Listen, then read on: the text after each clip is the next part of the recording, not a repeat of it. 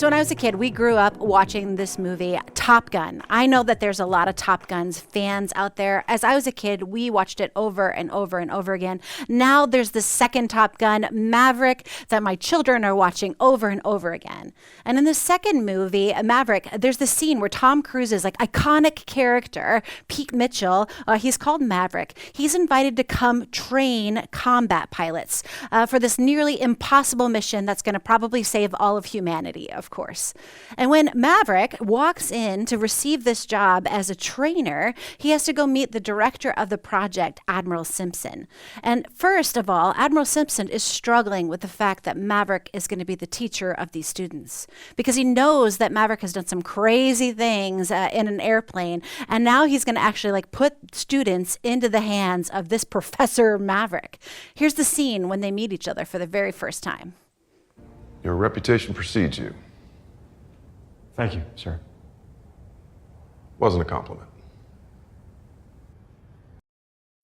Your reputation precedes you. That's right, your reputation precedes you, Maverick. Maverick, I have heard about you. Now, the truth is that we all have a reputation. Those things that people think about us and they judge about us even before we've ever met them. The expectations that are put on us, the labels that are put on us, whether we have earned them with our actions or not. And friends, I get it. I have a reputation too. The hockey season has started, and as part of the hockey athlete safety, there's this program where all parents have to volunteer in their kids' locker rooms, sort of same-gendered parents, in order to keep the kids from messing around and making sure that everyone's included while they're in the locker room. So last year, I was volunteering as the locker room mom for my daughter's hockey team, and they usually bring this huge portable speaker in so that they can just pump whatever loud music and get themselves all pumped up and hyped for the game. And I was running late, like I usually do for hockey, and I'm walking up, and I can hear the music just pounding out of the locker room. They've got this thing on full blast, and I can hear that it's pounding like this raunchy, sort of bass-forward, trashy song sort of in the locker room. And I go, and I open the door, and all of a sudden, all the girls stand up, and they look, and they see that it's me. And one girl quickly went and grabbed her phone, and she changed the song from this raunchy song to Church Clap. And she said to me, she was like, "I'm sorry, Pastor Angie, we didn't know that you were the locker room mom today." And I thought two things. I thought, one, do I really give off like the music police sort of vibe as the locker room mom? And then number two, I thought maybe I actually have the ultimate DJ superpower. You see, as a pastor, people expect things, or they project things onto me, or they imagine the way that they think that I should be like. They imagine the music that I like to listen to and how I live my life on a daily basis. They imagine that I'm just sitting at home 24 hours a day with my Bible open and candles surrounding me, listening to Holy, Holy, Holy on repeat in the background. They are definitely not imagining me binge watching the new Love is Blind series on Netflix. The truth is, your reputation precedes you. And if I'm honest, and I think that that's one of the reasons I have spent years, of my life not wanting to answer God's call to be a pastor. Not because of the reputation that I would have after I became a pastor, because of the reputation I did have before I became a pastor. For those of you who are new to Calvary, part of my story is that I was a teenage mom. I grew up in this household with beautiful, faithful parents every Sunday in the church, and I tried to do all the right things, sing the right songs, do youth group, all of those things. And my reputation changed when I was young, and I got pregnant, and I wasn't married.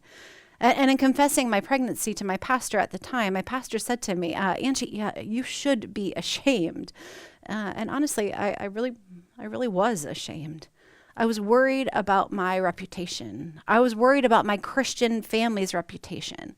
In my household, there were even these weird conversations about how my cousin who was older would adopt my baby, or that my mom would sort of go into hiding for like months and then come out pretending that this baby was hers. All of these thinkings because we were wondering, like, what will people think? And the truth is as my belly grew and grew and grew, I just couldn't hide it anymore. I remember being at Walgreens one day, and I was picking up some prenatal vitamins, and the pharmacist looked at me and said, "Well, how old exactly are you?" As they stared at my face and stared at my belly. You see, my reputation preceded me. That encounter reinforced how I felt, which was broken and lonely and ashamed and unworthy.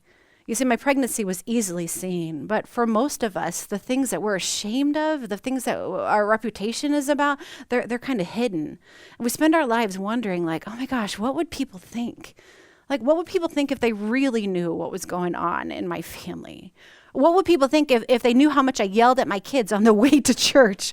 What would people think if they knew how debilitating my anxiety was? What would people think if they knew how much I secretly drank? What would people think if they knew how much of a hot mess and how much damaged I really am? What would people think if they knew what I'd done? Like, what would people think? Today, we are talking about a woman whose reputation precedes her. And we're going to ask the question that we've been asking this series. What makes someone extraordinary?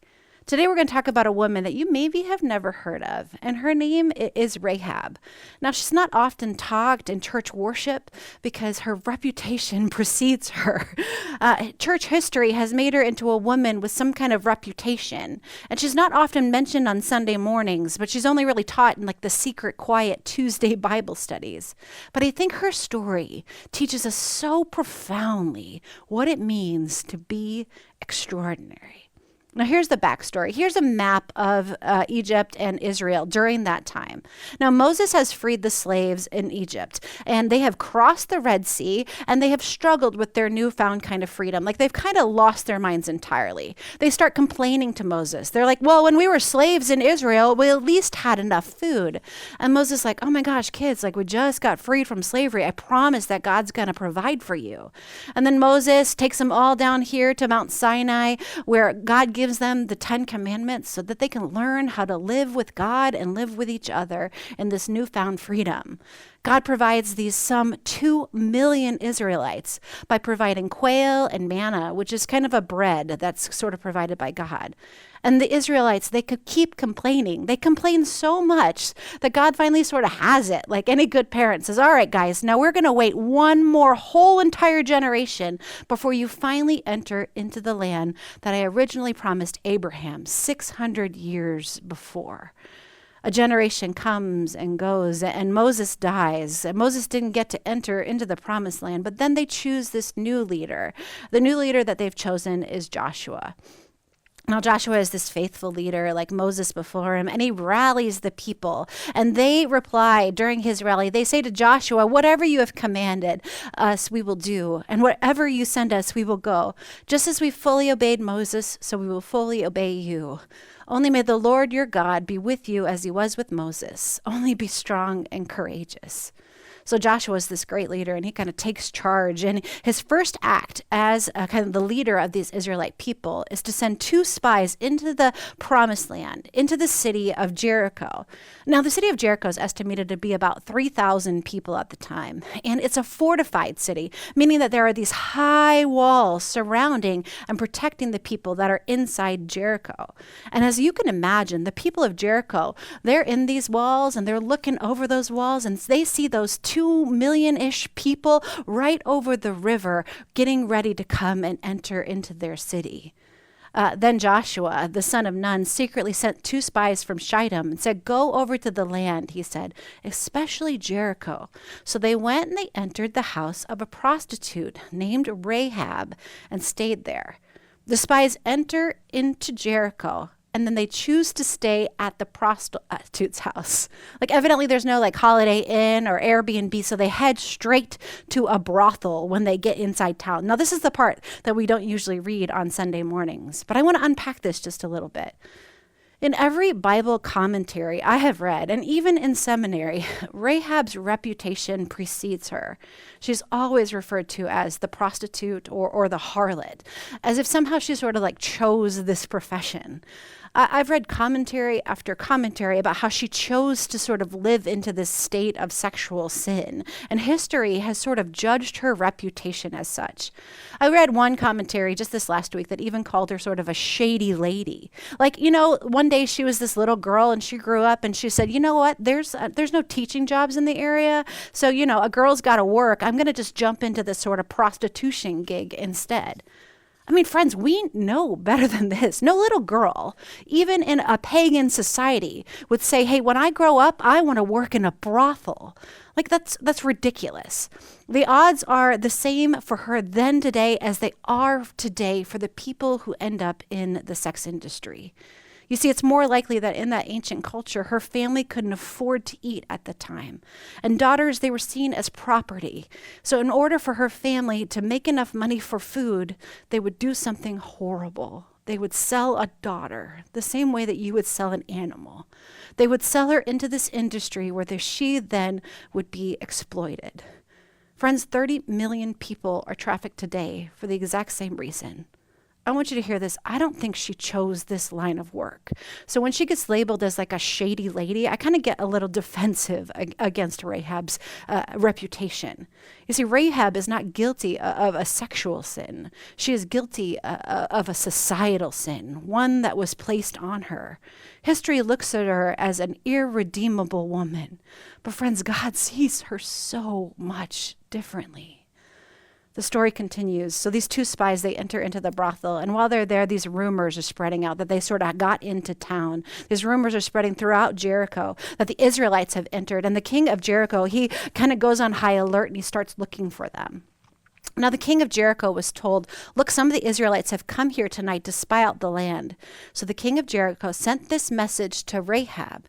Bring out the men who came to you and entered into your house, because they have come to spy out the whole land. But the woman who had taken these two men and hidden them, she said, yes, the men came to me, but I didn't know where they had come from. And at dusk, it was time for them to close the city gate, so they left. I don't know which way they went, so you should go after them quickly. You might even catch up with them. But she had actually taken them up to her roof and hidden them under the stalks of flax that she had laid on the roof. You see, more than likely, Rahab was sort of used to hiding men. She takes these two Israelite spies and she brings them up to her roof and hides them under the stalks of flax that she's drying there in the hot desert sun. And when the king's men come, she chooses to lie to them. Well, I don't know where they went, but you guys better hurry. You better get going, because I'm sure they're way far ahead of you. And this is significant because it's in this sentence that Rahab lies to them. Rahab has now committed treason. She has now lied to the king, which means that her punishment for treason would obviously mean death. So then that begs us to ask the question as the reader, well, why? Why would Rahab, this pagan prostitute, outsider among outsiders, victim, why would she go through all of the effort to, one, hide the Israelite spies, and two, lie about it? Well, let's find out. Before the spies laid down for the night, up there on the roof, she went up to the roof and said to them, I know that the Lord has given you this land. We have heard how the Lord dried up the waters of the Red Sea for you when you came out of Egypt, and what you did to Sihon and Og. When we heard of it, our hearts melted in fear because everyone's courage failed because of you. For the Lord your God is God in heaven above and on earth below. Why did she go through all this effort? Friends, it's because God's reputation preceded God's action. You see, God has a reputation when it comes to Rahab and what it means for Rahab. Rahab has heard what God has done, how God freed the Israelites from the Pharaoh in Egypt, how God dried up the waters of the Red Sea, how God gave them victory in battle, how God fed them all in the desert as they wandered around for 40 years, and everyone in Jericho was terrified. But when Rahab had heard what God had done, she believed. She believed God's reputation. Now God boldly asks Rahab boldly asks the spies, now then please swear to me by the Lord that you will show me kindness to my family because I have shown kindness to you. Give me a sure sign that you will spare the lives of my father, my mother, my brother, and my sisters, and all who belong to them, and that you will save us from death. And that they say back to her, they say, our lives for your lives. The men assured her, if you don't tell what we are doing, we will treat you kindly and faithfully when the Lord gives us the land. Rahab then tosses a rope outside and the spies escape down the side of the wall. And then she ties a symbol for her family in order to not be attacked in the upcoming battle. The spies, they negotiate and they say, Rahab, okay, we're going to know it's your family because you're going to tie a red scarlet cord from your window. This way we know that we will spare your entire family. Now, friends, here's where the Bible gets just so cool. The red rope is significant.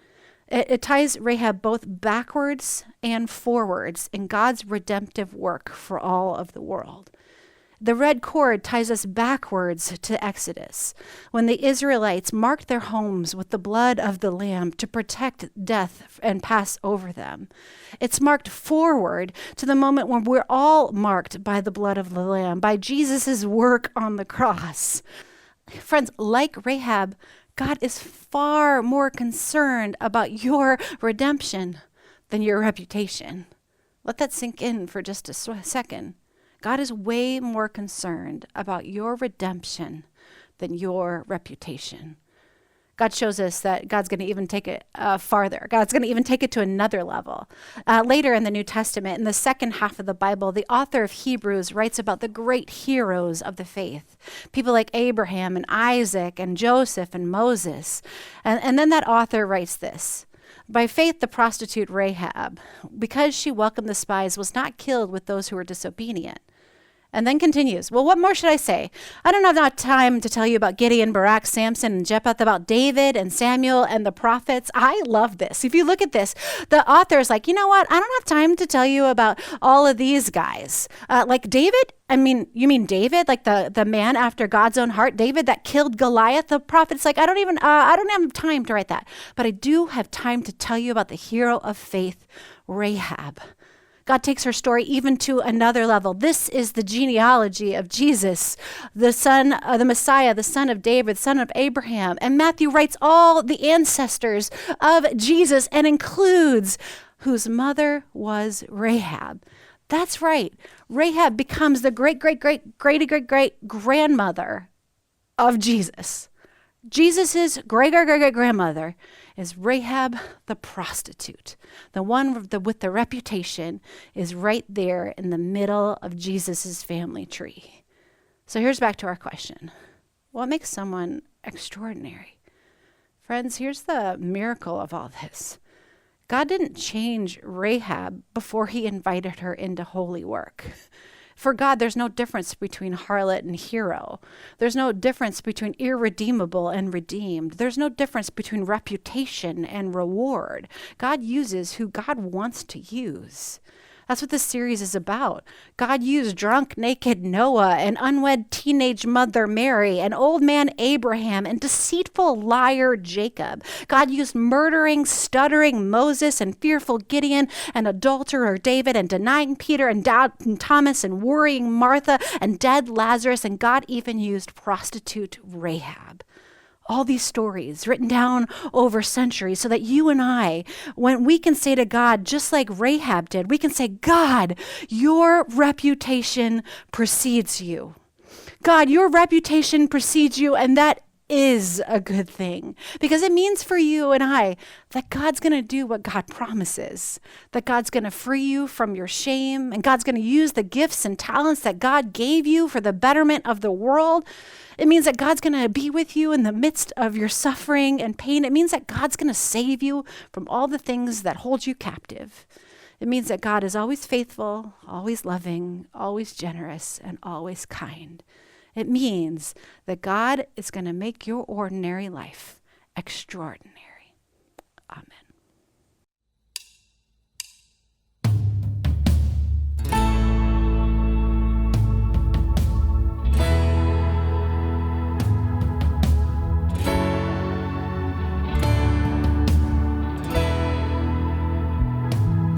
You are a refuge. You have no borders. When I was a stranger knocking at your door, you took me in with no questions and no conditions. When I was a sinner running from your grace, you called me friend. You called me friend. 'Cause there are no outsiders to your love. We are all welcome, there's grace enough.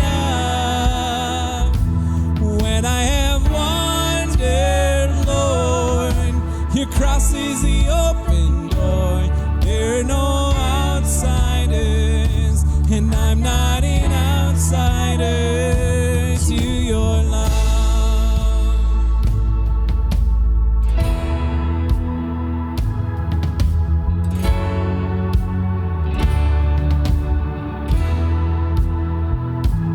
You are the harbor in every tempest. When my soul was shipwrecked, tossed upon the waves, you calm the storm. You are the Father, there are no orphans. Every tribe and nation gathered in your arms, sing with one voice, sing with one voice, 'cause there are no outsiders to your love. We are all welcome, there's grace enough. When I have wandered, Lord, your cross is the open door. There are no outsiders, and I'm not an outsider to your love. I was tired, I was bored, I was thrown upon your shores. I was hopeless and afraid, till I heard you call my name. And now I'm ransomed, I'm restored, resurrected, I am yours. I am loved, yes I belong. Oh, my soul was found is whole.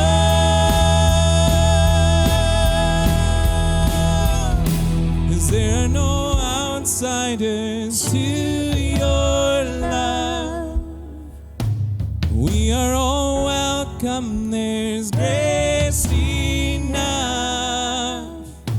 When I have wandered, Lord, your cross is the open door. There are no outsiders, and I'm not an outsider, 'cause there are no outsiders to your love. We are all welcome, there's grace enough. When I have wandered, Lord, your cross is the open door. There are no outsiders, and I'm not an outsider to your love. No, there are no outsiders, and I'm not an outsider to your love.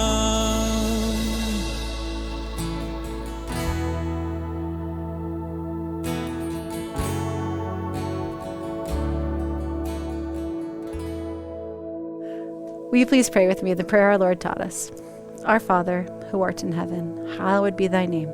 Thy kingdom come, thy will be done, on earth as it is in heaven. Give us this day our daily bread, and forgive us our trespasses, as we forgive those who trespass against us. And lead us not into temptation, but deliver us from evil. For thine is the kingdom, the power, and the glory, forever and ever. Amen. Friends, we are so lucky here at Calvary to be able to have a partner group of churches and clergy that walk with us when it comes to living out this great big life of faith. Today, I want to introduce you to our friend and our partner, Pastor Paul.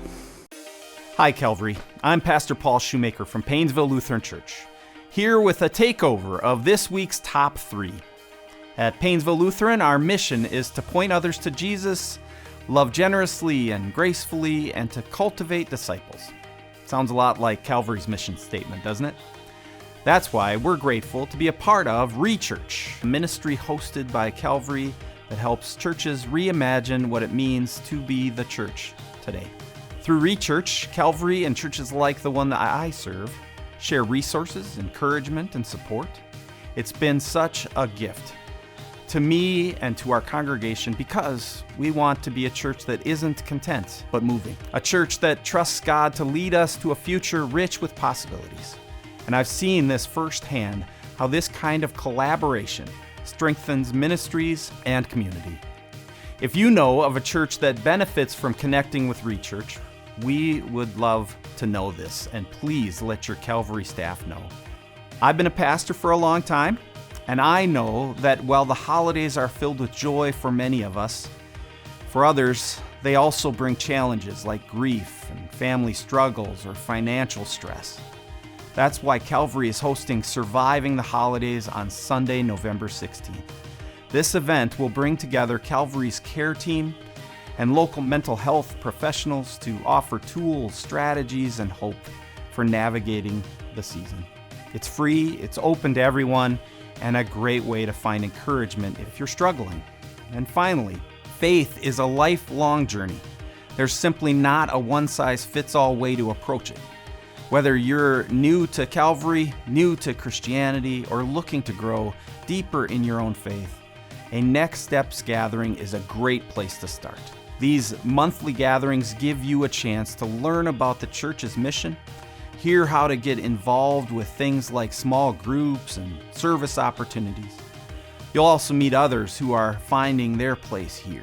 Whatever next step God is leading you toward, Calvary would love to walk alongside of you. I also want to take a moment to say thank you. I'm grateful for the partnership between Calvary, Rechurch, and Painesville Lutheran Church. And I'm excited for the ways God is at work in all of our communities. Hey, thank you so much, Pastor Paul. As we close our time together, we're going to close with a time of generosity like we always do. There's 4 ways that you can give, and they're on your screen. The first is you can go to our website, calvaryalex.org, and click on the button that says Give. The second is that you can go to our Venmo at Calvary Church Alex. The third is that you can write a check and mail it to the church at 605 Douglas Street, Alexandria, Minnesota, 56308. And the fourth is you can call us with the number on your screen, and we'll get it figured out. Thanks, everybody.